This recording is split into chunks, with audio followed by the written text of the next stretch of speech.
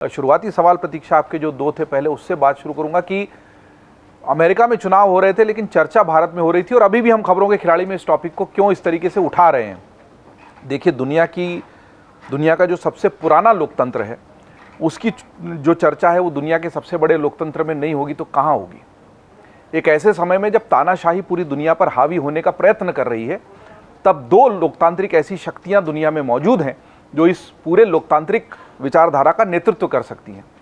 उसमें जो कम्युनिज्म और पूंजीवाद वाली बात है उस पर बहुत अच्छे से बातें सारे खबरों के खिलाड़ियों ने, वरिष्ठ पत्रकारों ने रखी हैं, लेकिन उसके ऊपर क्या जनता अपना प्रतिनिधि चुन रही है या नहीं चुन रही है, प्रतिनिधि अपने आप को जनता पर थोप रहा है, ये भी तो अपने आप में दुनिया का एक द्वंद्व है जो चला आ रहा है।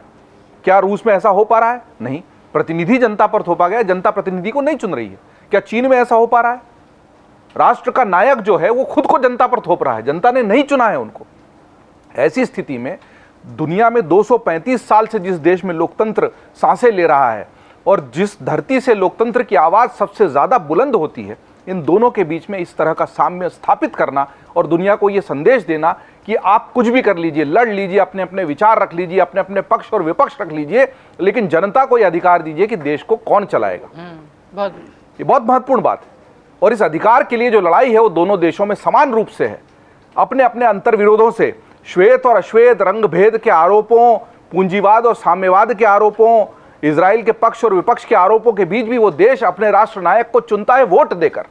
भारत इसलिए प्रतिध्वनि उसकी पाता है अपने भीतर क्योंकि हम भी लेफ्टिस्ट, राइटिस्ट, हिंदू, मुस्लिम, जाति, अगड़ा, पिछड़ा, आरक्षण, ये वो, मोदी, राहुल, इसके बीच में जनता को अधिकार देते हैं कि कतार लगाकर, और ऐसी ही कतारें जब हमको अमेरिका में डेमोक्रेट्स और रिपब्लिक के लिए लगी हुई दिखाई देती हैं तो हमको साम्य नजर आता है और उस साम्य में हम खामियां और ताकतें भी ढूंढते हैं। हम पूरी तरह से ईवीएम पे वो नहीं है, कई जगह पर है, कई नहीं है। पिछली दफे तो 5 दिन लग गए थे परिणाम आने में, इस दफे चुनाव के परिणाम जल्दी आ गए। इसीलिए इस साम्य पे आगे भी हम अगर बढ़ें तो आप देखिए कि यहां पर विपक्ष का एक नेता देश के 2 बड़े उद्योगपतियों के नाम भर लेता है तो विवाद हो जाता है, और वहां दुनिया का सबसे बड़ा उद्योगपति एलोन मस्क डंके की चोट पर मंचों से कहता है कि हमको ट्रंप को जिताना चाहिए। कैसा विरोधाभास है? हम लोग छीछी थू थू करते हैं, हम पैसा देंगे, आपको वोट देगा हम उसको पैसा देंगे। इसके आगे आखिरी पॉडकास्ट उसका जो सबसे ज्यादा चर्चित हुआ, उसमें उसने कहा कि अगर डेमोक्रेट जीत गए तो अमेरिका में लोकतंत्र खत्म हो जाएगा।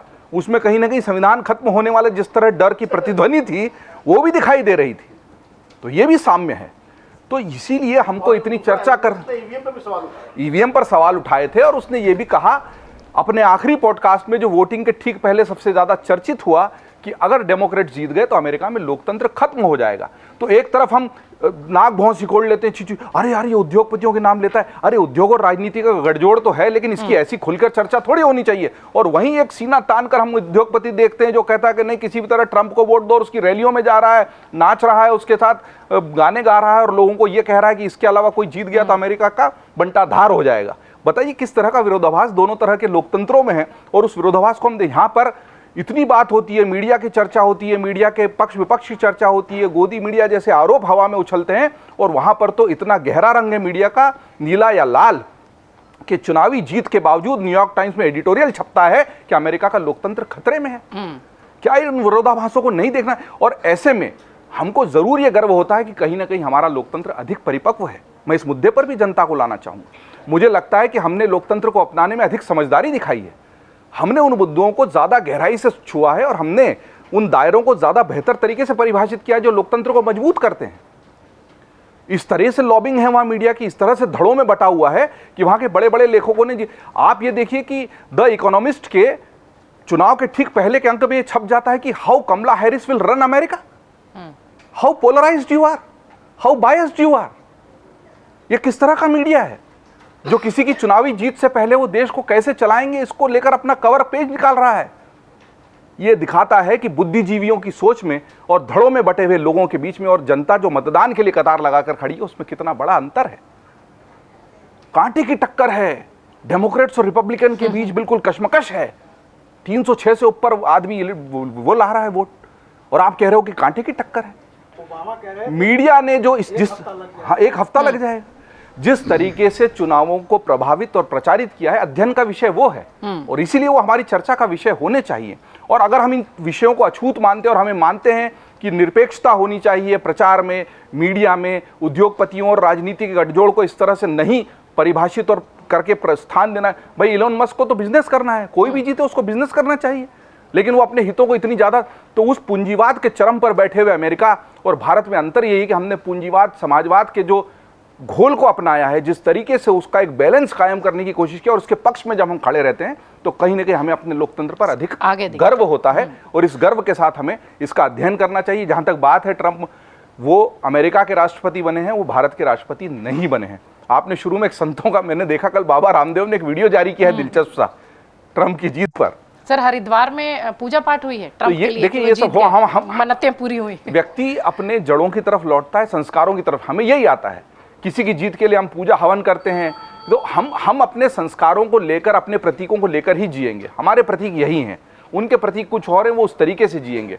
मैं सिर्फ आखिरी में यही कहना चाहूंगा कि देखिए ट्रंप एक बिल्कुल दुस्साहसी बिजनेसमैन है। तो आर्ट ऑफ डील का बहुत अच्छा जिक्र समीर चौगांवकर जी ने किया, और इसीलिए उनकी रीति नीति पूरी तरह बिजनेस से परिभाषित होती है। वो अपने मुनाफे से, अपने लाभ से किसी प्रकार का समझौता नहीं करना चाहते। पिछले कार्यकाल में हमने देखा है कि एक रुथलेस बिजनेसमैन की तरह ही उन्होंने देश को भी चलाने की कोशिश की, और वहीं उन्होंने कुछ गलतियां भी की, क्योंकि एक बिजनेसमैन अगर पॉलिटिशियन बनता है तो पॉलिटिक्स की रीति नीति अलग है और बिजनेस की रीति नीति। बिजनेस में आप मुनाफे को लेकर बहुत ज़्यादा आग्रही होते हो, और यहाँ जनता के लाभ की कीमत पर मुनाफे को छोड़ने के लिए आपको कई बार तैयार होना पड़ता है। ये बैलेंस वो नहीं कर पाए, और दुनिया का जो पूरा इक्वेशन है जिसमें अमेरिकी चौधराहट कायम है, उसको कायम रखने के लिए उनको किस तरह से बेहतर तरीके से अपनी रीति नीति, वो शायद अब, लेकिन मुझे लगता है एक परिपक्व राजनेता के तौर पर भी उनके प्रचारों में दिखा, उनके प्रचारों में भी दिखा। उन्होंने बहुत अच्छे से मौके को भुनाया, और मुझे लगता है कि वो पिछले कार्यकाल में केवल एक बिजनेसमैन थे जो राष्ट्रपति बनने की कोशिश कर रहे थे। इस कार्यकाल में वो राष्ट्रपति बनने की कोशिश करेंगे जो बिजनेसमैन भी है। अपने मुनाफे से वो समझौता नहीं। देखिए बिजनेसमैन क्या होता है, कंपनी नहीं चल रही, घाटे में तो बंद कर दो, लोगों को निकाल दो, लेकिन एक राजनेता इस सोच के साथ अपने देश को संचालित नहीं कर सकता है। इसके बावजूद ट्रंप का आना, दो बहुत महत्वपूर्ण मुद्दे हैं जिनको छूना चाहूंगा आखिर में। इसलिए महत्वपूर्ण है कि जिस निर्लज्ज तरीके से कनाडा में भारत विरोधी प्रदर्शन हो रहे हैं और उस पर अमेरिका ने जो रुख अपनाया था बाइडेन प्रशासन ने, वो निंदनीय है। और उस पर अमेरिका की चुप्पी, उस तथ्य को जो सामने आकर भी छुपा हुआ सा रहता है कि CIA हवा दे रहा है, साबित कर दिया बाइडेन प्रशासन ने। हम उम्मीद करते हैं कि ट्रंप के कार्यकाल में ऐसा नहीं होगा, क्योंकि उनकी प्राथमिकताएं कुछ और हैं। वैसे ही बांग्लादेश में जो कुछ हुआ, पूरा CIA का पीछे का खेल रहा सत्ता पलट करने में, वहां भी लगा। और वो बिजनेसमैन जो होता है ना, युद्ध करता ही नहीं है। उसका बहुत गंभीर मसला भी हो जाए तो वो बैंकरप्ट हो जाएगा और कोर्ट में चला जाएगा। राजनेता की सोच होती है लड़ो मारो, हथियारों की सप्लाई करो, दुनिया को जंग में झोंके रखकर अपनी चौधराहट को कायम रखो। और ट्रंप कहता है यार धंधा पानी करो, पैसे कमाओ और अपने अपने राष्ट्र में सुखी रहो, मुझे मेरी सत्ता चलाने दो, तुम तुम्हारी सत्ता चलाओ। तो इन रीति नीतियों का फर्क मुझे लगता परिलक्षित होगा उनके कार्यकाल में। लेकिन ट्रंप का जीत जाना न केवल अमेरिका के लिए बल्कि पूरी दुनिया के लिए एक बहुत निर्णायक पॉजिटिव वाइब। अगर आप ये वीडियो YouTube पर देख रहे हैं तो हमारे चैनल को सब्सक्राइब कर बेल आइकन दबाएं, और Facebook पर देख रहे हैं तो हमारे पेज को लाइक करें। 8 मिलियन प्लस सब्सक्राइबर, आपके इस भरोसे के लिए बहुत धन्यवाद।